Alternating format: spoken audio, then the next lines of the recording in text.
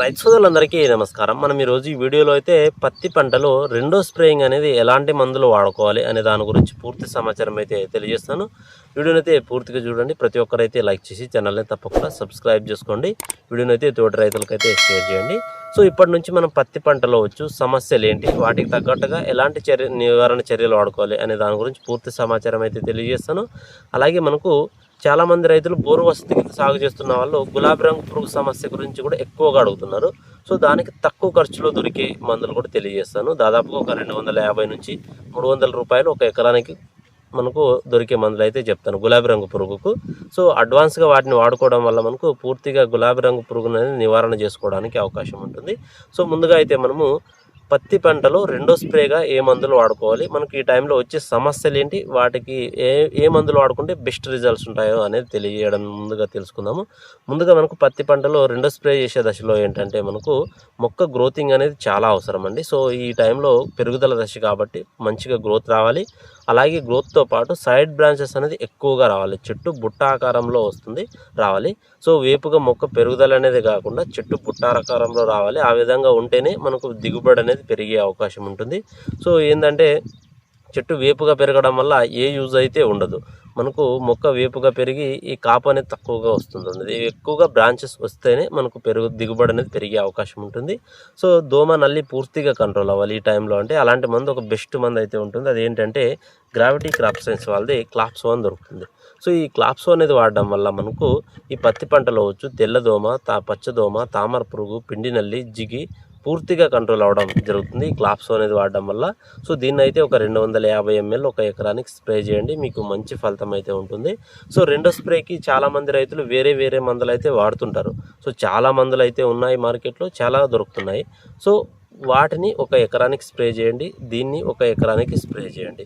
So difference అనేది మీకే అర్థం అవడం జరుగుతుంది. సో దీన్ని వాడడం వల్ల సైడ్ బ్రాంచెస్ ఏ విధంగా వస్తున్నాయి, వాటిని వాడడం వల్ల సైడ్ బ్రాంచెస్ ఏ విధంగా వస్తున్నాయి గమనించండి. పెరుగుదల అనేది ఏ విధంగా వస్తుందో గమనించండి. దోమ నల్లి అనేది కూడా ఏ విధంగా కంట్రోల్ అవుతుందో కూడా గమనించండి. సో ఈ మందు అనేది ఒకటే సింగిల్గా స్ప్రే చేయండి దీన్ని. సో ఏంటంటే మనకు దీంట్లో ఏ కాంబినేషన్ అనేది వేయాల్సిన అవసరం లేదు. వేసుకుంటే న్యూట్రియన్స్ వేసుకోండి, మ్యాక్స్ విఏ మ్యాక్స్ లాంటిది, లేకపోతే సింగిల్గానే స్ప్రే చేయండి. సో వేరే మందులు వాడడం వల్ల ఏంటంటే మనకు ఒకటి దోమకు, తామర పురుగుకు పనిచేసే విధంగా ఒకటి వాడుకోవాలి. అలాగే మనకు పెరుగుదలకు అలాగే వేరే కాంబినేషన్ అనేది ఇంకొకటి వాడుకోవాల్సి ఉంటుంది. సో ఆ విధంగా వేరే మందులు ఆ విధంగా కాంబినేషన్గా వాడడం వల్ల ఖర్చు అనేది అదనంగా అవుతుంది. అలాగే మనకు ఖర్చు ఖచ్చితంగా అదనంగా అవుతుంది. దీన్ని వాడడం వల్ల సింగిల్గా ఒక్క స్ప్రేతోనే మనకు బెస్ట్ రిజల్ట్ అయితే రావడం జరుగుతుంది. గ్రోతింగ్ అనేది వస్తుంది, దోమ అనేది పూర్తిగా కంట్రోల్ అయ్యి మనకు మొక్క పెరుగుదల రావడానికి, అలాగే మనకు సైడ్ బ్రాంచెస్ అనేది దీనివల్ల ఎక్సలెంట్గా అయితే రావడం జరుగుతుంది.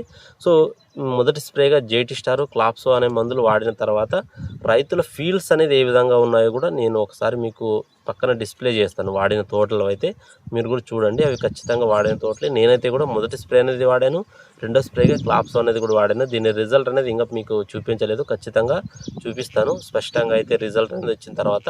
ఇప్పుడు చాలామంది రైతులు బోరు వసతి కింద సాగు చేస్తున్న వాళ్ళు గులాబీ రంగు పురుగు సమస్యకు అయితే అడగడం జరుగుతుంది.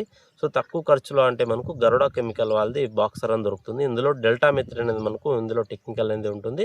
సో దాన్ని అయితే ఒక 100 ml ఒక ఎకరానికి కాంబినేషన్గా వాడుకోండి. సో ఒక 40 నుంచి 50 రోజుల దశలో ఉన్న వాళ్ళు ఖచ్చితంగా మీకు పురుగు సమస్య ఉన్నా లేకపోయినా ఖచ్చితంగా అయితే వాడుకోండి, మంచి ఫలితాలు అయితే ఉంటాయి. అడ్వాన్స్గా వాడుకుంటే మనకి ఇంకా మంచి రిజల్ట్స్ అయితే ఉంటాయి. గులాబీ రంగు పురుగు సమస్య అనేది మనకు ఇప్పుడైతే అంత ఉధృతగా కనిపించదు. పత్తి పగిలే టైంలో అయితే దాని ఎఫెక్ట్ అనేది మనకు అర్థమవుతుంది. కాబట్టి ఖచ్చితంగా గులాబీ రంగు పురుగును మాత్రం నెగ్లెక్షన్ అయితే చేయకండి రైతులు, అది మాత్రం ఖచ్చితంగా గమనించుకోండి.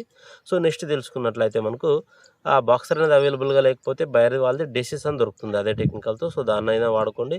లేకపోతే మనకు సుమిటోమో వాళ్ళది మనకు ఫెన్పోపత్రిన్ అనేది ఉంటుంది, దానిటాల్ అని. సో దానిటాల్ అయినా కూడా మీరు వాడుకోండి, మంచి ఫలితాలు అయితే రావడం జరుగుతుంది. గులాబీ రంగు పురుగు తక్కువ ఖర్చులో ఆ మందులు అయితే బెస్ట్ రిజల్ట్ ఉంటాయి. సో రెండో స్ప్రేగా అయితే మనము మొదటి స్ప్రేగా క్లాప్సోని వాడుకోండి, రెండో స్ప్రేగా మీకు మొదటి స్ప్రేగా జేటీ స్టార్ను వాడుకోండి, రెండో స్ప్రేగా క్లాప్సోని అయితే వాడుకోండి. మీకు రిజల్ట్స్ అనేది చాలా అద్భుతంగా అయితే ఉంటాయి. మీకు డౌట్ ఉంటే ఒక ఎకరానికి వేరే మందులు వాడుకోండి, ఒక ఎకరానికి నేను చెప్పిన విధంగా వాడుకోండి.